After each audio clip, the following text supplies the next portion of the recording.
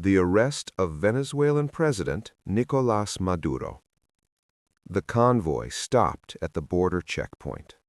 Inside the armored vehicle, Nicolás Maduro sat in silence, his hands resting on his knees, his eyes staring straight ahead. Outside, international criminal court officials waited alongside Colombian military personnel. This moment, the arrest of a sitting head of state, would be photographed, analyzed, and debated for decades. But how did it come to this? How did a man who controlled an entire nation's military and police force end up in custody? To understand this story, we need to go back 6 months to the moment when everything began to unravel. January 2026. Maduro had ruled Venezuela for over a decade, presiding over economic collapse, mass emigration, and international isolation. But he maintained power through control of the military, the support of allied nations, and a sophisticated security apparatus that had survived countless opposition attempts to remove him. Then came the election that changed everything. The international community demanded transparency. Opposition forces, strengthened by years of organizing, mounted the most serious challenge to Maduro's rule in his entire presidency. When the votes were counted, independent observers and leaked government documents suggested Maduro had lost decisively. But Maduro's government declared victory anyway. The announcement sparked the largest protests in Venezuelan history. Millions filled the streets of Caracas, Maracaibo, Valencia. The military, historically loyal to Maduro, began to fracture. Junior officers, seeing their families starving and their country collapsing, started to question orders. The international response was swift and unprecedented. The Organization of American States passed a resolution recognizing the opposition leader as the legitimate president. The United States, European Union, and most Latin American nations followed suit. But more significantly, the International Criminal Court, which had been investigating Maduro for crimes against humanity since 2021, accelerated its proceedings. Now, this is where the story gets complex. Because arresting a sitting head of state isn't like arresting an ordinary criminal. Maduro was protected by presidential immunity, defended by military forces, and supported by powerful allies including Russia, China, and Iran. The ICC had issued warrants before, for Sudan's Omar al-Bashir, for Libya's Muammar Gaddafi. But executing those warrants had proven nearly impossible when the accused controlled an entire state apparatus. But 3 events in January 2026 changed the calculation completely. First, Venezuela's Supreme Court, under intense pressure and seeing the writing on the wall, issued a ruling declaring the election results fraudulent. This was unprecedented.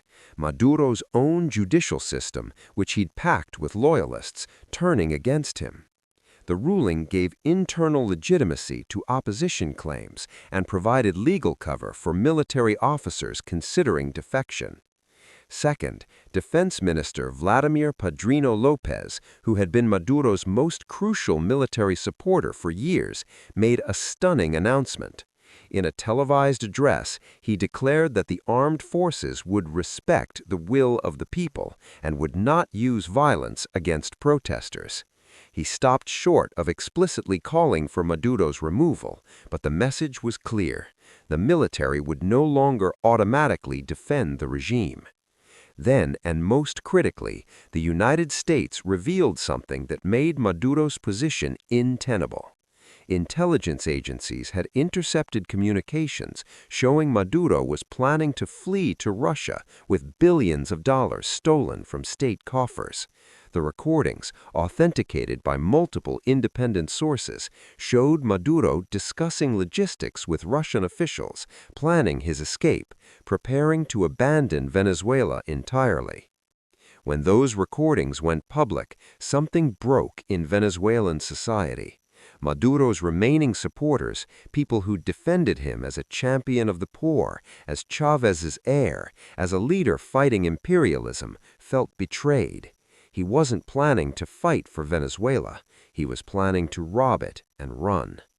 The protests intensified, but more importantly, the military's position shifted dramatically. Officers who'd been willing to maintain order while Maduro ruled were not willing to shoot protesters so he could escape with stolen money. The loyalty that had kept Maduro in power for so long evaporated in days. January 3, 2026, Maduro made his move. At 2 a.m., a motorcar left the presidential palace in Caracas, heading for La Carlota military airbase, where a plane waited to take him to Havana, then onwards to Moscow. But the plan had leaked. Military officers who decided to side with the opposition had informed both Venezuelan and international authorities of the escape attempt. What happened next was coordinated at the highest levels of international diplomacy. The United States closed Venezuelan airspace, threatening to intercept any aircraft attempting to leave with Maduro aboard. Colombia, which borders Venezuela and had been dealing with millions of Venezuelan refugees for years, offered to facilitate Maduro's arrest if he could be brought to their territory. The ICC moved prosecutors and officials into position. Maduro's convoy never reached the airbase. Military units loyal to Defense Minister Padrino López blocked the road. Maduro's security detail, realizing they were outnumbered and that air escape was impossible, negotiated. In exchange for safe passage for themselves and their families, they agreed to surrender Maduro. But surrender him to whom? Venezuela's opposition wanted him tried domestically for corruption and human rights abuses. The ICC wanted him for crimes against humanity. Regional powers wanted stability and transition, not a trial that might destabilize the country further. Multiple countries and institutions were making simultaneous demands.